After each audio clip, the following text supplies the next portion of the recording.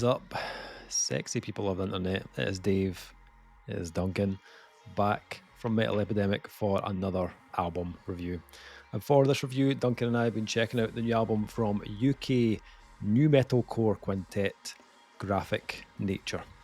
The band's new album, Who Are You When No One Is Watching, will be released on July 12th via Rude Records. Barely a year on from the debut that saw them emerge as one of the brightest lights in British metal, Kent's Graphic Nature return with their heavy, emotional and raw second album. Shut it, you Kent. You smasher.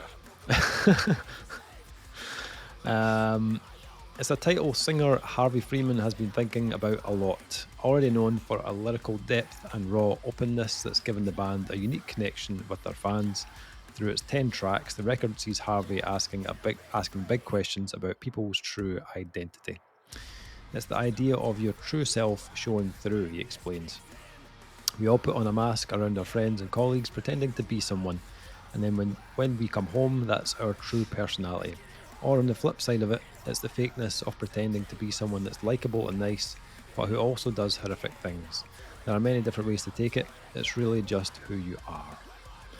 Behind this, however, all was not well. As detailed in the band's recent Kerrang cover feature, a random attack on the train deeply affected Harvey as he tried to work through the after effects and surprising range of emotions he was running into.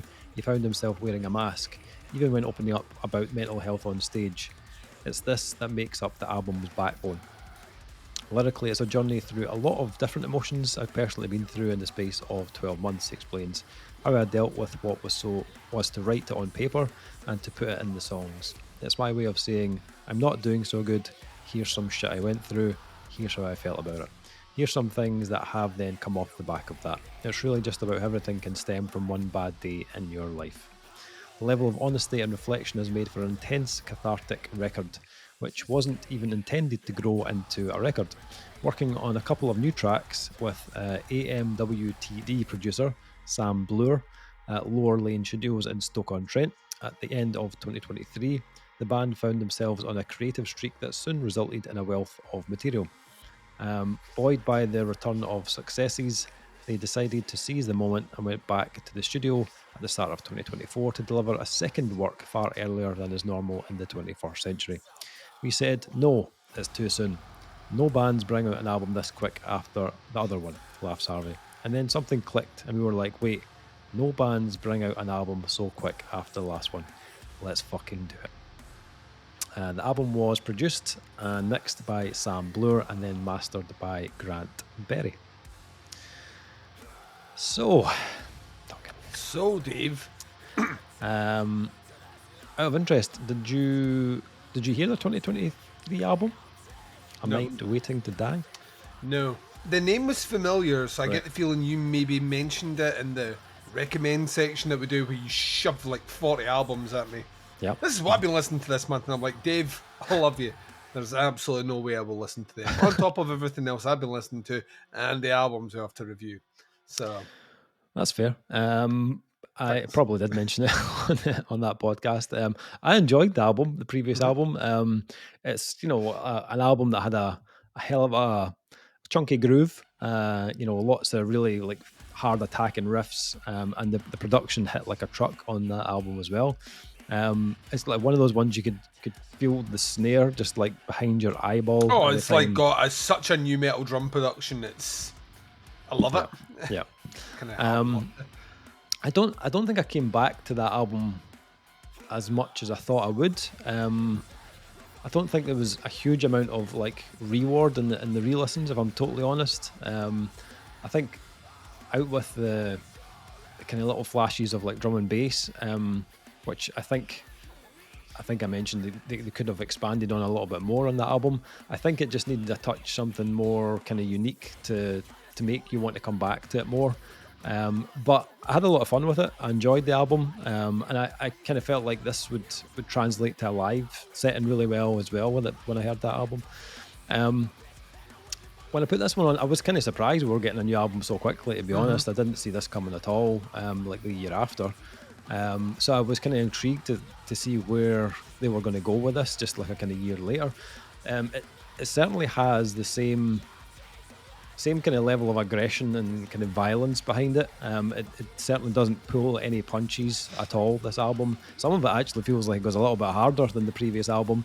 But I think it also has more range in the songwriting for sure. There were occasions on the last album where I felt like, all right, you've kind of used that idea. It's starting to maybe become a touch repetitive, certainly in some of the tempos and rhythms that they used.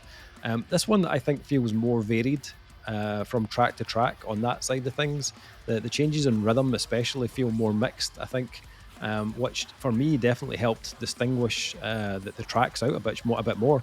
I also think they've expanded their kind of sonic palette, I suppose, on the more spacious and kind of atmospheric side on this album.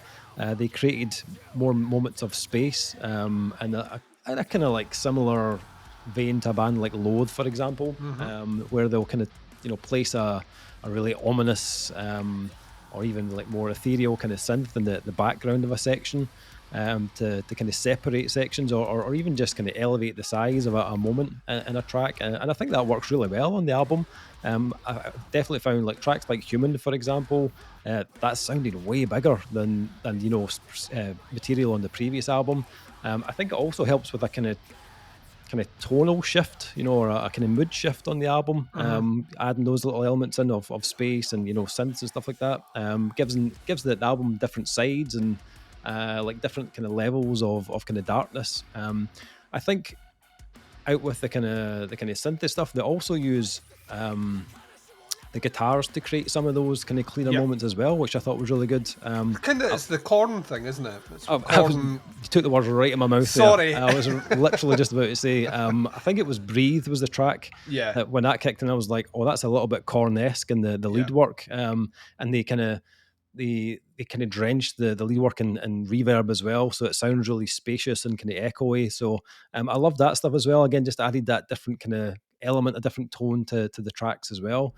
I mentioned that the previous album obviously had touches of like drum and bass on it. And I thought, when I heard it, I thought, man, I'd love it if they just push that a little bit more, increase that element. And then when I put this on, I was like, all right, okay. Yeah, that's exactly what you've done on this follow-up album. You've pushed that style a little bit more. And it definitely plays a bigger part on this album, the way they've incorporated it into the tracks. Rather than just being like, as part of an intro or like an outro to a track. These sections they're adding now are kind of interlinked throughout the tracks.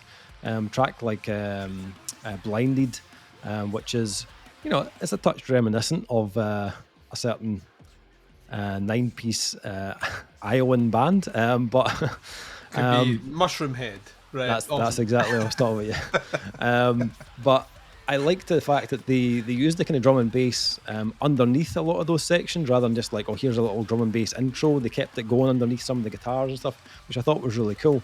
But they've also like widened the kind of parameters of that by leaning into more like kind of like garage kind of heavy sound at times, but also little like industrial kind of elements dotted through it as well. And as a result, it kind of creates, for me, I thought that was like one of the kind of best tracks on the album. It was a track called Fractured. Yes. I loved what they did on that track, the layers of kind of drums and electronics. But the switch in the last third of the track is absolutely fucking killer. A great transition from there's a kind of drum and bass kind of loop. And then it goes head first into something just full on electronic drums, synths, a little bit Hadouken, to be honest. When I heard it, I was very like, Hadouken. Hadouken was on my oh, really? thing I had to talk about. So I'm so you know what? One mind, Dave. One mind, yeah. Might as well just be one reviewer here. So yeah, I really enjoyed that kind of side of it, how kind of heavy they went in on that track. I liked a lot of the sounds they used as well, actually. They didn't just use like one synth sound throughout the album, they didn't just reuse the same idea. There was lots of cool kind of different kind of tones and synth sounds they used. There's a kind of 80s kind of synth 80s tinged kind of synth they used on the closing track For You, which was pretty cool. It was one of the more emotional tracks on the release vocally, and it definitely worked with the kind of more melodic side that the band kind of went for on that closing track. So for me, it definitely felt like they were being a bit more creative with those aspects. I think it makes the album much more layered, a bit more exciting, and it definitely made me want to come back to it more. I was also thinking, like, I now can't wait to see this stuff live Mm. because as someone who grew up listening to like 90s Prodigy or Utah Saints or even like Aphex Twin, Yeah. the kind of blend of metal and electronica that they've captured on this release, it really appeals to me. I loved Like people forget, like bands like the Prodigy toured with like the Foo Fighters. Like, yeah, like the yeah, '90s were a weird fucking decade where we're yeah, just like, you're big and like not mainstream, and you're big and not mainstream. You're not in the same genre. Co-headliners are yeah, like yeah, literally how things worked back then. So yeah, absolutely. But there's a track on the album called Session 24, yeah. which is like just a like fucking mash of like 90s jungle and drum and Hmm. bass, and I loved that. I loved it. Just they did a whole kind of track of that. It was really cool. But great performances across the board from the band. It's an incredibly tight sounding album. I think Harvey Freeman sounds absolutely visceral on this one. As I loved his vocal tone. He adds so much kind of emotion and intensity to these tracks that like it just gets you kind of amped up when you're listening to it. When I first saw the runtime on this, it did like concern me a little bit. I was like, oh, it's like 43 and a half minutes long, which is like a good kind of 10 minutes longer than Mm. their debut album. But I must admit, I didn't. I like with the alterations they've made to this, in terms of like the increasing the electronics and the drum and bass and atmosphere. It didn't actually feel overlong to me. I didn't have an issue with the length at all. There were enough kind of variations through the album to kind of keep me engaged in it. Yeah, they wear a lot of their influences on their sleeve. That's fairly clear. But I think there is more of a kind of graphic nature personality coming through on this release than previously. Finally, the production, just want to quickly mention, because of that like heavier electronic side this album has, the production does feel quite like kind of precise in its editing. It's very modern sound, but I think they balanced it well. I don't think it actually crosses the line and it never feels like too clinical in any way. The production choices that they've made haven't detracted from the kind of weight and like crushing heaviness this album has. It's still heavy as fuck. That guitar tone has no Mm. need to be in that disgusting. But for me, I definitely felt this was a step up from the previous album. I've already listened to this album more times than I did their debut. So for like people out there that were looking for a little bit more diversity and a bit more creativity from Graphic Nature, I think this album was it, to be honest. What about yourself? How did you get on with it? Yeah, so I mean, by like the end of track 2, I was like, all right, I kind of get the influence. Yeah, I kind of love the influence. I am a child of the new metal era, so I grew up with all the bands that are nodded at, nudged a little bit, and maybe occasionally borrowed from. Let me put it that way. Yeah, there's a bit of Slipknot in here. There's a bit of Korn in here. Big swath of Chimera in here. For sure, like they have that, but they have that. Like this is one of these bands where I instantly knew where they were from. I'd like this would yeah, instantly.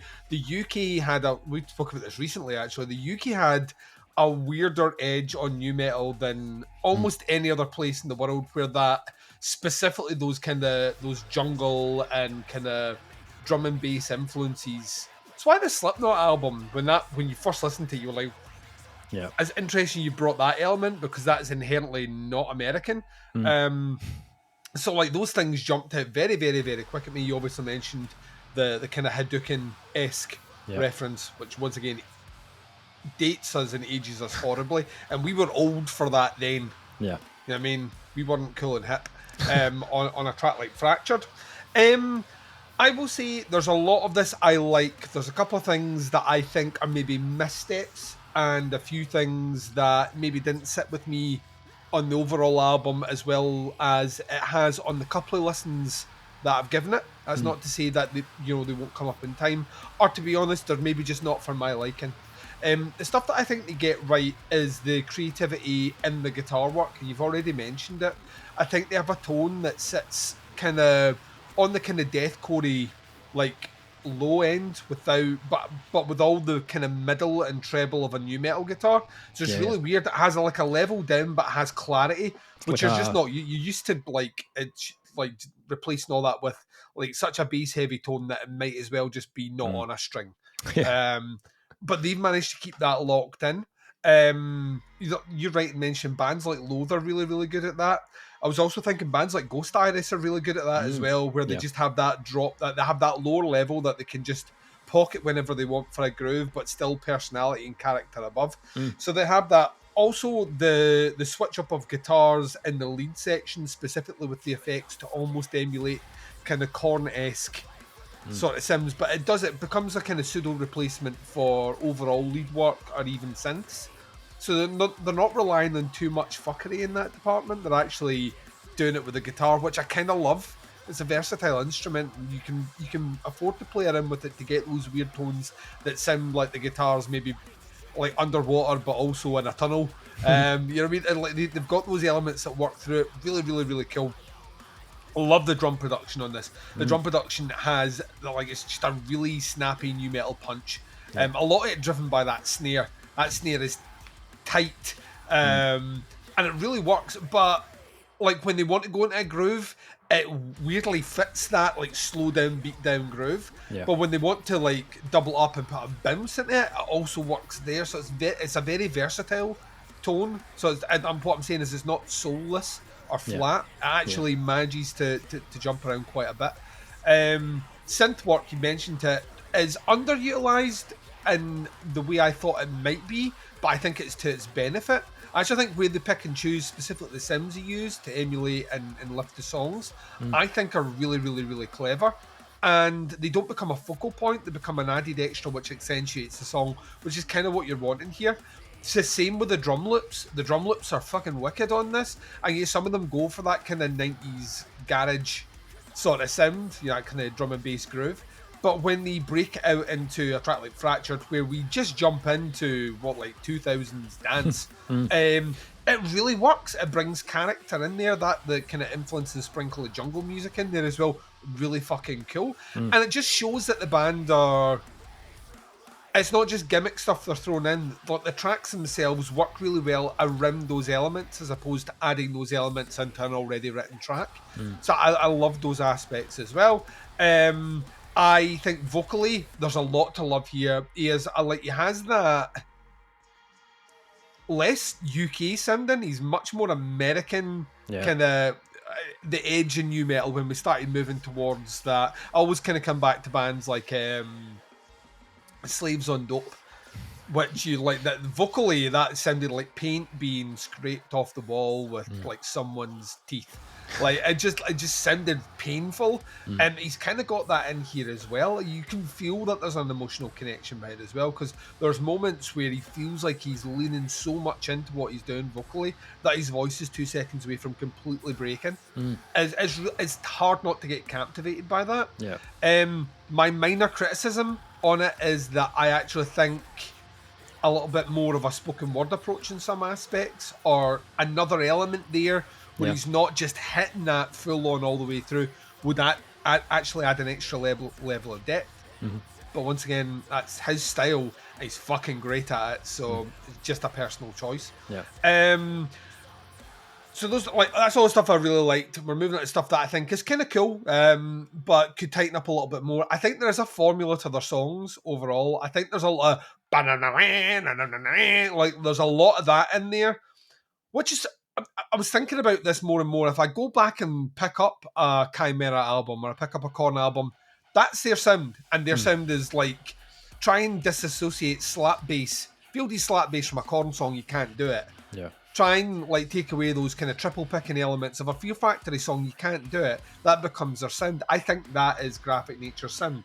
So it's just something I've heard it done before, so it's not maybe as fresh to me. Yep. but it's definitely part of their core, and they're very, very tight. I just think it's an element that appears quite a lot in their songs.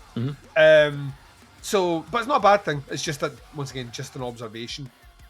I actually think it could be doing with more stretches of those kind of electronic elements weaved within the tracks. I think they're very fucking good at it. And I think there's a missed opportunity there where we get like an element of that kind of jungle groove, and you're like, that's really, really cool. And that's the only snippet on the album where I actually think it's versatile enough that it could have been in other parts as well.